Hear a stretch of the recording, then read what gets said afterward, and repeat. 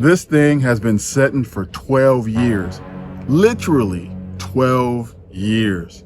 So you can only imagine that it probably won't start. I'm probably gonna find rat's nests, all kind of stuff in it. So anyway, let's get busy and try to get this going.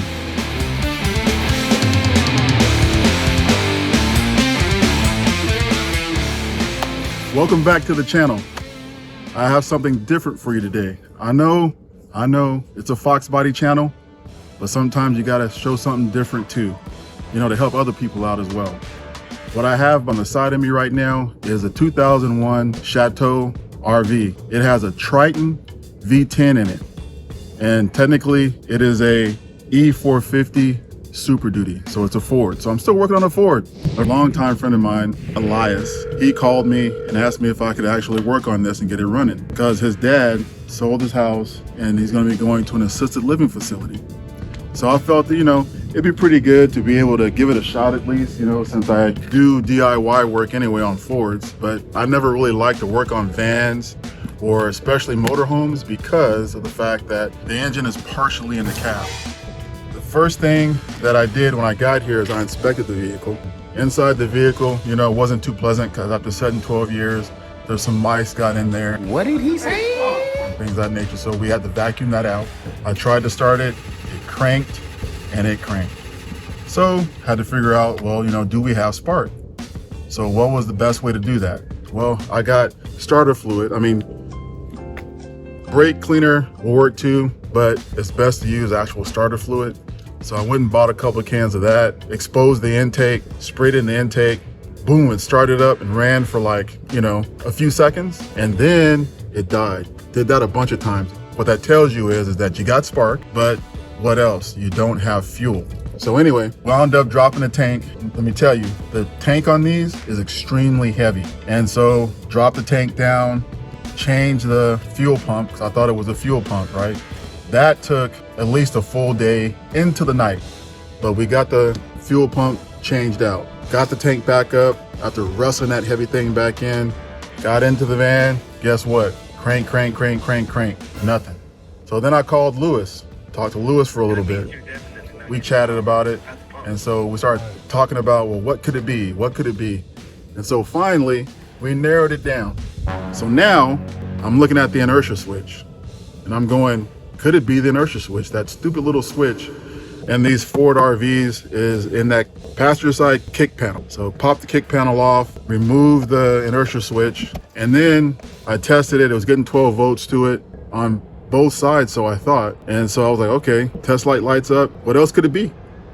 You know? And so I thought about that, and I looked, and I Googled something about it, and found out that the inertia switch can actually be bad and still look like it's good, maybe even test like it's good. So just by chance, I came across a forum for RVs, and it said to take your test light probe, stick it into one of the wires, to stick it in there where the plug is, and then turn the key to the on position and see if it lights up, which I did that before.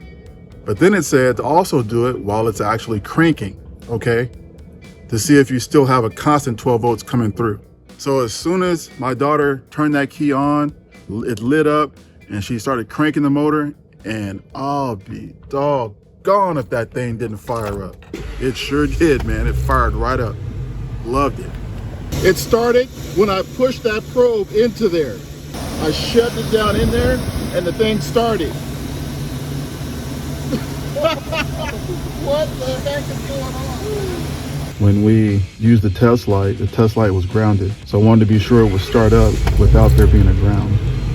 So today I went and got an inertia switch, I got a new pigtail, and so I switched all that out. The old one has 2 wires, not 3. So we're only going to use 2 of these connections. Take out the wire you're not using. There's a little clip in here that holds it in. Use a small screwdriver, put it in here, lift it up like that, and slide it out. You can see we're using the first 2 here. So we're using these first 2 prongs, not that one.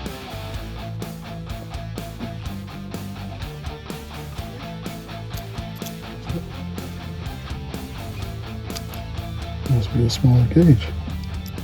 So we're gonna take this smaller gauge wire out of here and replace it with this one.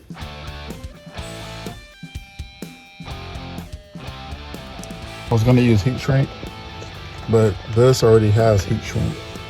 10, 12, 14, 16, 10, 12.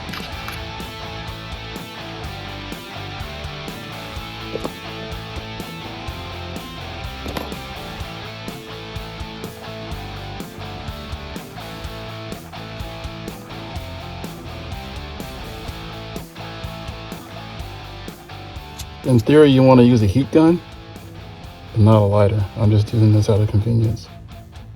The whole purpose of this inertia switch is that if there's an impact or you get hit or you roll over, this will shut the fuel pump off, stop the fuel from going to the engine will die, and there shouldn't be a fire, in theory. That's why I'm going through the whole process of replacing the switch, because it's a needed safety feature.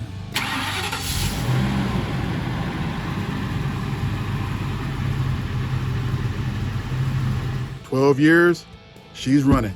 Let me tell you, I feel like I'm on top of the world right now because I was able to help somebody. And you know, that sometimes is what DIY is all about, where you can help somebody. Sometimes, to me, that's better than money. It's a beautiful day. I feel like I'm on top of the world and I've actually helped someone that I care about. That to me is what's important. So anyway, thanks for watching this video. I appreciate everybody's love and support because we're at over 5,000 subscribers now. And so these videos would not be possible without you. And so I really appreciate each and every one of you. Thank you again, and you guys have a great day.